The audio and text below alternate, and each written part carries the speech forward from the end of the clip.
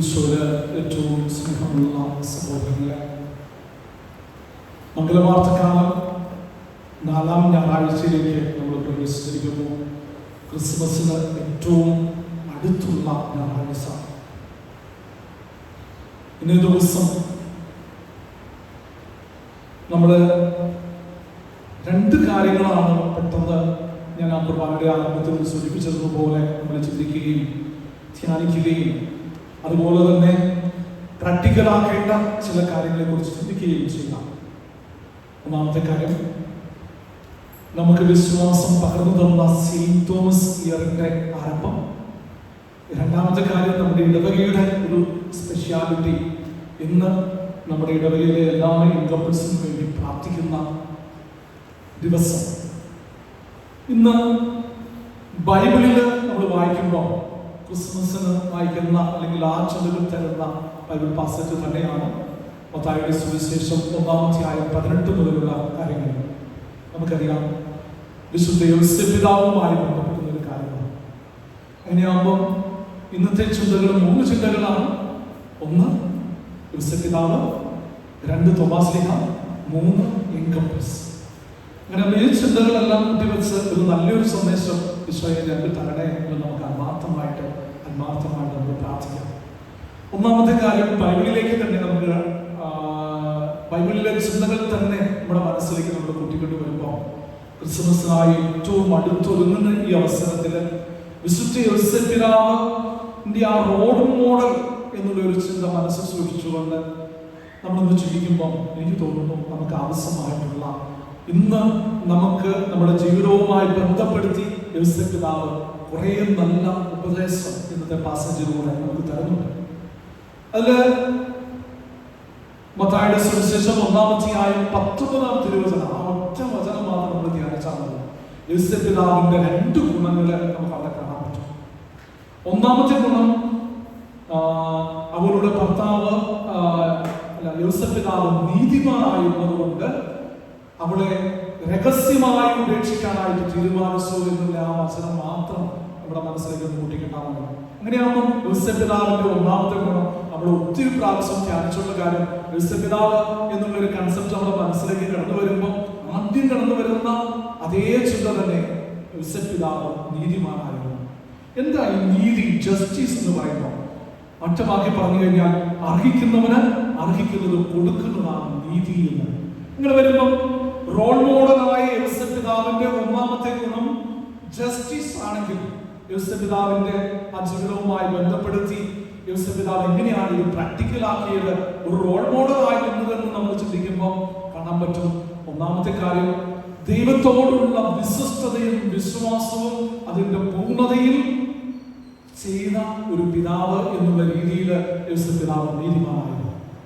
അതുപോലെ തന്നെ രണ്ടാമത്തെ കാര്യത്തിലേക്ക് പെട്ടെന്ന് കടന്നു വരുമ്പോൾ, തന്റെ ഭാര്യയായ പരിശുദ്ധ അമ്മയോടുള്ള അമ്മയുടെ മഹത്വവും മഹാത്മ്യവും മനസ്സിലാക്കിയതുകൊണ്ട് യോസേഫ് പിതാവ് കുടുംബത്തിന്റെ അല്ലെങ്കിൽ ആ നീതിമാനായിരുന്നു നമുക്ക് കാണാനായിട്ട് സാധിക്കും. മൂന്നാമത്തെ ചിന്ത, ഏറ്റവും എളുപ്പത്തിൽ നമ്മൾ ചിന്തിക്കുമ്പോൾ നമുക്കറിയാം, മക്കളോടുള്ള വാത്സല്യവും സ്നേഹവും തന്റെ മകനായ ദൈവപുത്രനായ യേശോയോട് കാണിച്ചതുകൊണ്ട് ആ കുടുംബത്തോടുള്ള മക്കളോടുള്ള കടമ നിറവേറ്റിക്കൊണ്ട് യോസേഫ് പിതാവ് നീതിമാനായിരുന്നു. അതുപോലെ ഏറ്റവും കോമൺ ആയിട്ട് നമ്മൾ ചിന്തിക്കുമ്പോൾ യോസേഫ് പിതാവ് റോൾ മോഡൽ എന്നുള്ള രീതിയിൽ ചിന്തിക്കുമ്പോൾ നല്ലൊരു കുടുംബനാഥനായി മാറിയത് കൊണ്ട് ആ കുടുംബത്തിന്റെ കാവൽക്കാരനായി മാറി, തലവനായി മാറി, തിരുക്കുടുംബത്തിന്റെ നാഥനായി യോസേഫ് പിതാവ് മാറി നമുക്ക് കാണാൻ പറ്റും. ഏറ്റവും സിമ്പിളായി, ഏറ്റവും ചെറുതായി ഇന്നത്തെ ഈ സുവിശേഷം യോസേഫ് പിതാവ് നീതിമാനായിരുന്നു എന്നുള്ള ഒരു ചിന്ത നമ്മുടെ മനസ്സിലേക്ക് കൂട്ടിക്കൊണ്ട് വരുമ്പോൾ യോസേഫ് പിതാവിന്റെ ജീവിതത്തിൽ പൊതുവായി കണ്ട കാര്യങ്ങളൊക്കെയാണ് അച്ഛൻ ഇപ്പം ഓർമ്മിപ്പിച്ചു തരാം. അതുകൊണ്ട് യങ് കപ്പിൾസിന് വേണ്ടി ഇന്ന് പ്രത്യേകം പ്രാർത്ഥിക്കുന്ന ഈ അവസരത്തിൽ എനിക്ക് പറയാനായിട്ടുള്ളത്, എല്ലാ യങ് കപ്പിൾസും യോസേഫ് പിതാവിന്റെ ഈ ഒന്നാമത്തെ കാര്യം നിങ്ങളുടെ മനസ്സിൽ സൂക്ഷിക്കണം. യോസേഫ് പിതാവിന്റെ ജസ്റ്റിസ്, യോസേഫ് പിതാവിന്റെ നീതി, അത് നിങ്ങളൊന്ന് പ്രാക്ടിക്കലാക്കി കഴിഞ്ഞാൽ വളരെ ഈസിയായി ഏത് പ്രശ്നങ്ങളെയും ഫേസ് ചെയ്തുകൊണ്ട് അതൊക്കെ ഏറ്റവും സിമ്പിളായിട്ട് ചെയ്യാനായിട്ട് നിങ്ങൾക്ക് സാധിക്കും. അതുകൊണ്ട് യോസേഫ് പിതാവിനെ റോൾ മോഡലായി സ്വീകരിക്കുക.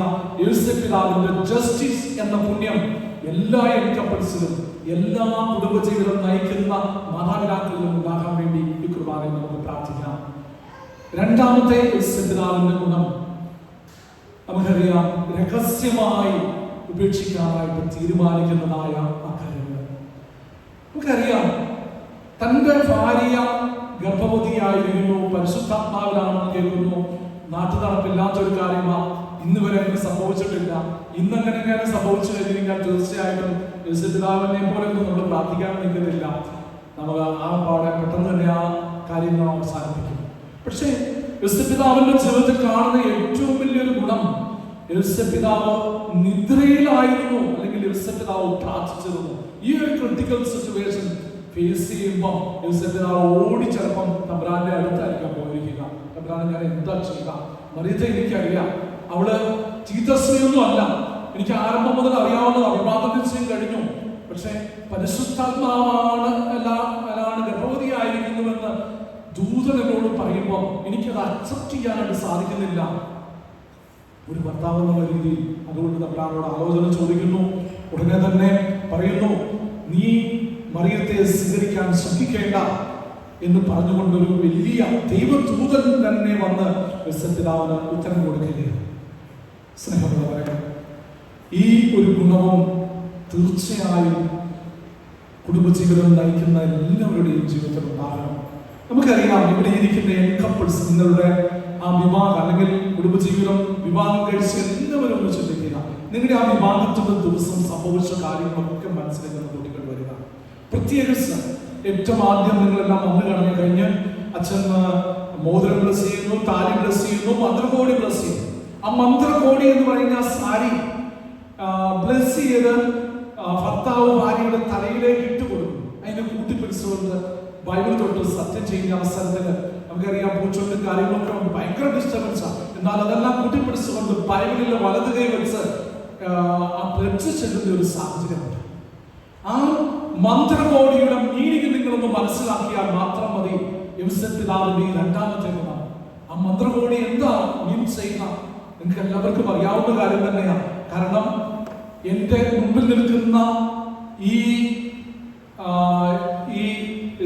വ്യക്തിയെ എന്റെ ജീവിത പങ്കാളിയായിട്ട് ഞാൻ സ്വീകരിക്കുമ്പോൾ ഈ മന്ത്രകോടി ഒരു സിംബോളിക്കായിട്ട് ഞാൻ അവിടെ തലയിലിടുമ്പോ അവിടെ ജീവിത അവസാനം വരെ താങ്ങായി, തണലായി, തുണയായി എല്ലാ കാര്യത്തിലും ഞാൻ കൂടെ നിൽക്കും, മരണം വരെ എന്നുള്ള ഒരു മീനിങ്ങാണ് ആ മന്ത്രകോടിയിലൂടെ ഉദ്ദേശിക്കുക. അത് നമ്മുടെ മനസ്സിലേക്ക് കുട്ടികൾ വരണം. പിതാവ് ആ ഒരു ചിന്ത പിതാവിന്റെ ജീവിതത്തിൽ ഉണ്ടായിരുന്നുണ്ടാകാം പരിശുദ്ധ അമ്മയെ പൊതിഞ്ഞു സൂക്ഷിച്ച ഒരു അനുഭവം. അതുകൊണ്ട് എൻ്റെ ഏറ്റവും സ്നേഹം നിറഞ്ഞ യുവജനങ്ങളായ കപ്പിൾസ്, നിങ്ങളുടെ ജീവിതത്തിൽ പ്രശ്നങ്ങൾ കാണും, വെല്ലുവിളികൾ ഉണ്ടാകാം, പല രീതിയിലുള്ള അസ്വസ്ഥതകൾ ഉണ്ടാകാം, ഇൻഡോസ് ഇഷ്യൂസ് ഒക്കെ ഉണ്ടാകാം. പക്ഷേ ഈ മന്ത്രകോടിയുടെ മീനിങ് നിങ്ങൾ അറിയണം. നിങ്ങളുടെ ജീവിത പങ്കാളിയുടെ തലയിൽ ആ മന്ത്രകോടി ഇടുമ്പോൾ അവസാനം വരെ, അവസാനത്തെ ശ്വാസം വരെ എന്റെ ജീവിത പങ്കാളിയെ സൂക്ഷിച്ചു കൊള്ളാമെന്നുള്ള പ്ലഡ്ജാണ് നിങ്ങൾ ചെയ്തത്. അതുകൊണ്ട് അവരെ നിങ്ങൾ വേദനിപ്പിക്കരുത്, താങ്ങായി, തണലായി നിങ്ങൾ കൂടെ നിൽക്കണം. പിതാവിന്റെ ഏറ്റവും വലിയ റോൾ മോഡൽ നിങ്ങളുടെ ജീവിതത്തിൽ നിങ്ങൾ അനുകരിക്കണം എന്നുള്ള ചിന്ത. സ്നേഹമുള്ളവരെ, പിതാവിനെ കുറിച്ച് നമ്മൾ ചിന്തിക്കുമ്പോൾ നമുക്ക് കിട്ടുന്ന ഏറ്റവും വലിയൊരു കാര്യം, ഒരു മനുഷ്യന്റെ കണ്ണീര് വീഴാൻ ഇടയാക്കാതെ കാത്തു സൂക്ഷിച്ചവരായിരുന്നു പിതാവ്. അത് പിതാവിന് ഇഷ്ടമുണ്ടായിരുന്നു.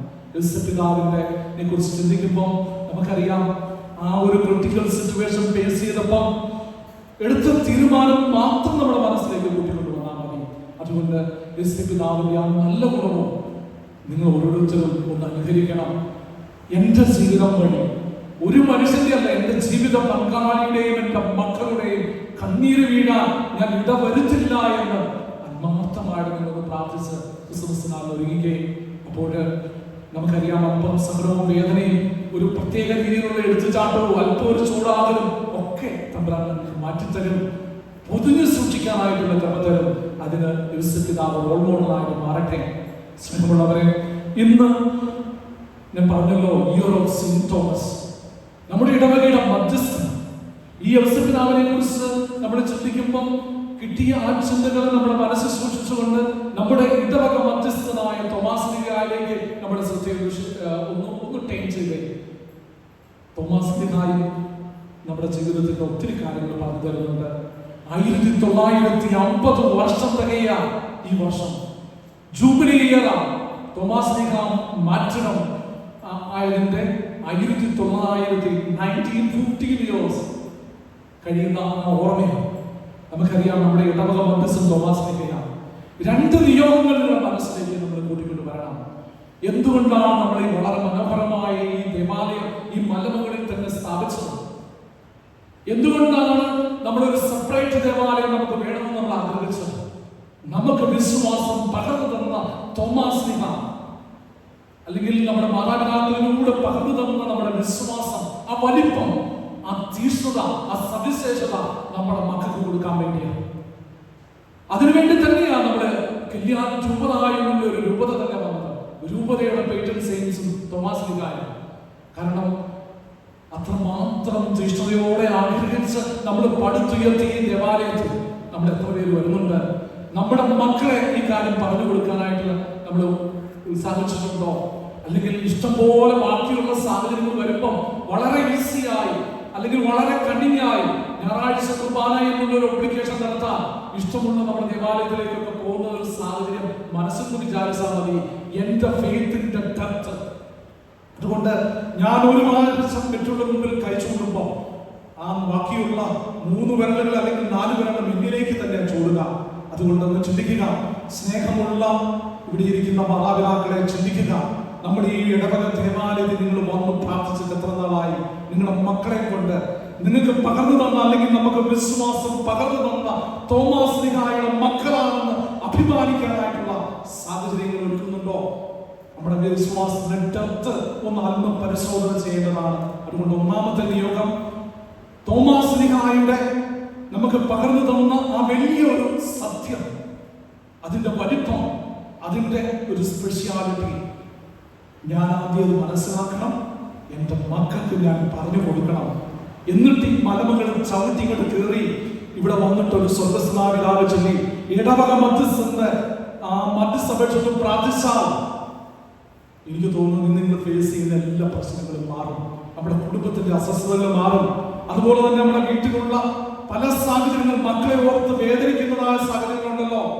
നമ്മുടേതായ രീതിയിൽ ഏതെങ്കിലും രീതിയിൽ നമ്മുടെ ഇടവകയെ ചൂണ്ടിക്കാണിച്ചുകൊണ്ട് ഒരു സ്പെഷ്യൽ ഒരു ഡീവിയേഷൻ ഉണ്ട് എന്ന് മറ്റുള്ളവർ പറയുന്ന ആ ഡീവിയേഷൻ മാറാൻ ഇവിടെ ഇരിക്കുന്ന ഓരോ അപ്പനും അമ്മയും ശ്രദ്ധിക്കണം. അത് ഈ ഇയർ ഓഫ് സെയിന്റ് ജോസഫിൽ അല്ലെങ്കിൽ ഇയർ ഓഫ് സെയിന്റ് തോമസിൽ നമ്മളത് കാണിച്ചു കൊടുക്കണം. രണ്ടാമത്തെ കാര്യം, ഇതിനോട് ബന്ധപ്പെട്ട് രണ്ടാമത്തെ നിയോഗം തന്നെയാണ്. നമ്മളത് മനസ്സിലാക്കണം, നമ്മളത് പറഞ്ഞു കൊടുക്കണം. കാരണം ഒരു സംതിങ് സ്പെഷ്യാലിറ്റി ഉണ്ട്. തോമാസ് ലീഗ നമുക്ക് പകർന്നു തന്ന വിശ്വാസത്തിന്റെ ആ തീഷ്ണത ഞാൻ മനസ്സിലാക്കണം, എൻ്റെ മക്കൾക്ക് പകർന്നു കൊടുക്കുകയും ചെയ്യണം. അത് ഉള്ളിൽ കയറിയാൽ തീർച്ചയായും അത് ജീവിതാവസാനം വരെ നിൽക്കും. അവര് മക്കൾക്ക് അത് പറഞ്ഞു കൊടുക്കും. വേറൊരു സാഹചര്യങ്ങളും വളരെ ഈസി ആയിട്ട് കിട്ടുന്ന ആ സാഹചര്യങ്ങൾ വേണ്ടെന്ന് വെച്ച് നമ്മുടെ പള്ളിയിലേക്ക് തന്നെ വരും. അത് വലിയൊരു അഴകായി മാറും, റോൾ മോഡലായി മാറും. ഒരു കുഞ്ഞും വഴിതെറ്റി പോകില്ല. ഈ ഓൾട്ടർവെൽ സത്യം പറയുക, ഒരു കുഞ്ഞും വഴിതെറ്റി പോകില്ല. കാരണം ഈ ഒരു തീഷ്ണത അത് മക്കൾക്ക് പറഞ്ഞു കൊടുക്കുമ്പോൾ, അതുപോലെ തന്നെ നമ്മുടെ ബേസിക് ആയിട്ട് നമ്മുടെ മാതാപിതാക്കൾ പകർന്നു തന്ന സന്ധ്യാപ്രാർത്ഥന, ബൈബിൾ റീഡിംഗ്, ഒരുമിച്ച് ഉള്ള ഭക്ഷണം, അതുപോലെ തന്നെ ഒരുമിച്ച് കൂടുന്ന ഗ്യാതറിംഗ് ഒക്കെ നിങ്ങൾ അവസാനിപ്പിക്കരുത്. അതൊക്കെ നമ്മുടെ ജീവിതത്തിൽ ആവശ്യമാണ്. അതുകൊണ്ട് തന്നെയാണ് നമ്മുടെ പ്രത്യേകത കണ്ട് പലരും നമ്മളെ കണ്ടുപിടിക്കുന്ന ഒരു സാഹചര്യങ്ങൾ വളരെ ഈസിയായി നമ്മൾ ഈ കാര്യങ്ങളൊക്കെ വേണ്ടെന്ന് വെക്കുമ്പോൾ പിന്നെ നമ്മുടെ വീട്ടിലേക്ക് കയറി വന്നിട്ടുള്ള പൈശാചികമായ ബന്ധനം എത്രമാത്രമാണെന്ന് അച്ഛൻ പറഞ്ഞ് തരേണ്ട ആവശ്യമില്ലല്ലോ. അതുകൊണ്ട് ഏകദേശം 50 ലക്ഷം സീറോ മലബാർ ക്രിസ്ത്യാനികളുണ്ടെന്നാണ് പറയുക. അതിൽ 15 lakhs പ്രവാസികളാണ്, കേരളത്തിൽ പുറത്തുള്ളവരാണ്. ആ 15 lakh സീറോ മലബാർ കത്തോലിക്കപ്പെടുന്നവരാണ് നമ്മൾ ഓരോരുത്തരും. നമ്മൾ പൈസ ഉണ്ടാക്കാനോ അല്ലെങ്കിൽ വേറെ ഏതെങ്കിലും നല്ല ഇഷ്ടപ്പെട്ട ഒരു ജീവിത സാഹചര്യം ഉണ്ടാക്കാൻ വേണ്ടി മാത്രമല്ല ഇവിടെ വന്നത്. ഈ ബോർവിലിയിൽ എന്നെ കൊണ്ടുവന്നിട്ടുണ്ടെങ്കിൽ കാരണം ഞാൻ മൂലം രക്ഷപ്പെടേണ്ട, ഞാൻ മൂലം അറിയേണ്ട തമ്പുരാനെ കൊടുക്കേണ്ട ചില മേഖലകളുണ്ട്. അതിന്റെ ഒരു ജോലി സ്ഥലമാകാം, എന്റെ ഫ്ലാറ്റ് ആകാം, ഞാൻ ജീവിക്കുന്ന സാഹചര്യങ്ങളാകാം. അവിടെ എന്നെ ഏൽപ്പിച്ചിരിക്കുന്ന ഒരു മിഷണറി ആയിട്ട് ഇങ്ങനെ പറഞ്ഞു വിട്ടിട്ടുണ്ടെങ്കിൽ, ഒരു പ്രത്യേക വീട് എനിക്ക് തന്നിട്ടുണ്ടെങ്കിൽ, ഒരു കമ്പനി സ്ഥാപിക്കാൻ എനിക്ക് പറ്റിയിട്ടുണ്ടെങ്കിൽ, ഞാൻ മാത്രമുള്ള ഒരു ഓഫീസിൽ ഒരു ക്രിസ്ത്യാനിയായി ഞാൻ ചെന്നിട്ടുണ്ടെങ്കിൽ അവർക്ക് വിശ്വാസം പകർന്നു കൊടുക്കേണ്ട ഉത്തരവാദിത്വം എന്നിലുണ്ട് എന്നുള്ള വലിയൊരു ചിന്തയാണ്. അതുകൊണ്ട് തന്നെയാണ് നമ്മൾ തോമാ ക്രിസ്ത്യാനികളെ ഇന്ത്യ മുഴുവൻ നമ്മൾ നിറയുമ്പോൾ നമ്മളിവിടെ രൂപത സ്ഥാപിക്കാനായിട്ടുള്ള കാരണം, തോമാസ് ലീഗ കല്യാണി വന്നിട്ടുണ്ട്, ഥാനയിൽ വന്നിട്ടുണ്ട്, അതുപോലെ തന്നെ ഗോവയിൽ വന്നിട്ടുണ്ട്, തക്ഷശിലയില്, അതുപോലെ ബറൂച്ചില്, ഇങ്ങനെയൊക്കെയുള്ള പല സ്ഥലങ്ങളിൽ വന്നിട്ടുള്ളതായിട്ടുള്ള കാര്യങ്ങളൊക്കെ നമുക്കറിയാം. കാരണം അതിനുള്ള ചരിത്ര രേഖകളൊക്കെ ഉണ്ട്. അതുകൊണ്ട് തന്നെയാ ഈ ബോംബെ തന്നെ ലാറ്റിൻ രൂപത ഉള്ള സ്ഥലത്ത് തന്നെ മാർപ്പാപ്പ നമുക്ക് കല്യാൺ രൂപത അനുവദിച്ച് തന്നിട്ടുള്ളത് തന്നെ. അതുകൊണ്ട് ആ സ്പിരിറ്റ് തോമാസ് ലീഗയുടെ മക്കളാണ് എന്നുള്ള ആ വലിയ കൺസെപ്റ്റ് നമ്മുടെ തന്നിൽ സൂക്ഷിക്കാം. നമുക്ക് പ്രത്യേകം പ്രാർത്ഥിക്കാം. ഇന്ന് നമ്മൾ പ്രാർത്ഥിക്കുമ്പോൾ ഞാൻ പറഞ്ഞല്ലോ, നമ്മുടെ യുവജനങ്ങൾക്ക് വേണ്ടി പ്രാർത്ഥിക്കുന്നു, യങ് കപ്പിൾസിന് വേണ്ടി പ്രത്യേകം നമ്മൾ ഇന്ന് പ്രാർത്ഥിക്കുമ്പോൾ എല്ലാ യങ് കപ്പിൾസും നിങ്ങൾ ചിന്തിക്കണം, ആഴമുള്ള വിശ്വാസത്തിന്റെ അടിസ്ഥാനമായി നിങ്ങളുടെ പല രീതിയിലുള്ള ഫോർമേഷൻ നിങ്ങൾ ചെയ്തിട്ടില്ലേ? ഫെയ്ത്ത് ഫോർമേഷൻ ചെയ്തിട്ടുണ്ട്, 12th വരെ നിങ്ങൾക്ക് ഫെയ്ത്ത് ഫോർമേഷൻ പല രീതിയിൽ നിങ്ങളുടെ കാറ്റഗറി ടീച്ചേഴ്സ് തന്നിട്ടുണ്ട്. നമ്മുടെ ഈ പള്ളി തുടങ്ങിയിട്ട് കുറേ വർഷങ്ങളായി, അതിനു മുമ്പ് നമുക്ക് അത് കിട്ടിയിട്ടില്ല. ഇനിയുള്ള മക്കളെങ്കിലും നിങ്ങൾ വഴിതെറ്റി പോകരുത്. ഒരു കാരണവശാലും അപ്പന്റെയും അമ്മയുടെയും കണ്ണീര് വീഴാനായിട്ട് നിങ്ങൾ ഇടവരുത്തരുത്. കാരണം ആഴമുള്ള വലിയ ബോധ്യം തന്നിട്ടാണ് ഓരോ ദിവസവും എന്തുമാത്രം സമയം കളയാറുള്ളത്. കാറ്റഗിസം പഠിപ്പിക്കുന്നു, അതിന്റെ ആഴങ്ങളൊന്നും മനസ്സിലാക്കി, പ്രത്യേകിച്ച് ജീവിത പങ്കാളിയെ തിരഞ്ഞെടുക്കുമ്പോൾ, അതുപോലെ തന്നെ ഏകദേശം രീതിയിൽ മക്കൾ വിവാഹപ്രായമാകുമ്പോൾ അവരെ അതനുസരിച്ച് പ്രോത്സാഹിപ്പിക്കുക. പഠനം അല്ലെങ്കിൽ വേറെ ഏതൊരു സാഹചര്യങ്ങളൊക്കെ അതൊക്കെ സെക്കൻഡറിയാണ്. പക്ഷേ മാതാപിതാക്കൾ ശ്രദ്ധിക്കേണ്ടത്, നമുക്കറിയാം, ഈ ലിറ്റിൽ ലേണിംഗ് മാരേജ് എന്നൊരു കൺസെപ്റ്റ് കൂടെ നിങ്ങളുടെ മനസ്സിലേക്ക് കടന്നു വരണം. കാരണം അച്ഛൻ ഈ പറയുമ്പോൾ വേദനയോടെ പറയുക. അതുപോലെ ഒരു ഫ്യൂച്ചർ ജനറേഷൻ നമുക്ക് നഷ്ടപ്പെട്ടുകൊണ്ടിരിക്കുക. നമ്മൾ ചിന്തിച്ചു നോക്കിയേ, നമ്മുടെ കുടുംബം, എന്റെ കാലം കഴിഞ്ഞാൽ എന്റെ മക്കള്, അതുപോലെ തന്നെ എന്റേതായ സാഹചര്യങ്ങൾ നമുക്ക് നഷ്ടപ്പെടുന്നതായ സാഹചര്യങ്ങളുണ്ട്. അതുകൊണ്ട് അല്പം കൂടി ഡെപ്തായിട്ടൊന്ന് ചിന്തിക്കുക. കാരണവന്മാര് അല്ലെങ്കിൽ പേരൻസ് നിങ്ങളുടെ കടമ നിങ്ങൾ ചെയ്ത് മക്കളെ ബോധ്യപ്പെടുത്തുക. കാരണം അടുത്ത കമ്മ്യൂണിറ്റി എന്നുള്ളൊരു ചിന്ത മനസ്സിലേക്ക് കൂട്ടിക്കൊണ്ടുവരിക. ലൈഫ് ഈസ് ബ്ലെസ്സിംഗ് എന്ന് പറയുമ്പോൾ അത് മക്കളാണ്. മക്കളില്ലാത്ത ജീവിതം ഏറ്റവും അരോചകമാണ്. പലപ്പോഴും നമ്മൾ കേട്ടിട്ടില്ലേ, മച്ചൻ മച്ചി എന്നുള്ള കാര്യങ്ങൾ മലയാളത്തിൽ വലിയ വാക്കുകളാണ്, വലിയ ഹാർഡായിട്ടുള്ള വാക്കുകളാണ്. മക്കളില്ലാത്ത അവസ്ഥ എന്ന് പറയുമ്പോൾ വലിയ ഭീകരാവസ്ഥയാണ്. അത് നമ്മൾ അറിഞ്ഞുകൊണ്ട് വേണ്ടെന്ന് വയ്ക്കുന്ന ഒരു സാഹചര്യങ്ങള്, അത് ഒരു കാരണവശാലും നമുക്ക് ഒത്തിരി വേദനയുള്ളൊരു കാര്യമാണ്. അതുകൊണ്ട് മാതാപിതാക്കൾ ജീവിച്ചിരിക്കുമ്പോൾ ചില തീരുമാനങ്ങളൊക്കെ എടുക്കുമ്പോൾ ഏറ്റവും ബേസിക് ആയിട്ട് അവിശ്വാസത്തിന്റെ ആഴങ്ങൾ നമ്മളെ പഠിപ്പിച്ച നമ്മുടെ അപ്പനെയും അമ്മയും ഓർക്കുക. വിശ്വാസം പറഞ്ഞ തോമാസ് ലീഗയുടെ മധ്യസ്ഥം നമ്മൾ സ്വീകരിക്കുക. അങ്ങനെ സ്വീകരിക്കുമ്പോൾ സന്തോഷത്തോടെ അവസാനം വരെ ഞാനൊരു അപ്പനായി അമ്മയായി ഈശോമറിയോസേപ്പെ എന്റെ ആത്മാവിനെ കൂട്ടായിരിക്കണമെന്ന് പറയുമ്പോൾ തന്ത്രത്തോടെ എന്റെ ഓട്ടം പൂർത്തിയാക്കി എന്നുള്ള വലിയ ചിന്തയോടെ യെസ് പറഞ്ഞ് മരിക്കാനാണ് നമുക്ക് സാധിക്കും. അതിന് ഇന്ന് പള്ളിയിൽ വന്നിട്ടുള്ള എല്ലാവരെയും തമ്പുരാൻ അനുഗ്രഹിക്കട്ടെ എന്ന് അച്ഛൻ പ്രാർത്ഥിക്കുന്നു. തോമാസ് ലീഗയുടെ മധ്യസ്ഥം സ്വീകരിക്കാം. ഒരിക്കൽ കൂടി ഇന്ന് നമ്മുടെ യങ് കപ്പിൾസിനെ വിശ്വാസത്തിൽ സമർപ്പിച്ചുകൊണ്ട് പ്രാർത്ഥിക്കാം. പിതാവിന്റെയും പുത്രന്റെയും പരിശുദ്ധാത്മാവിന്റെയും നാമത്തിൽ.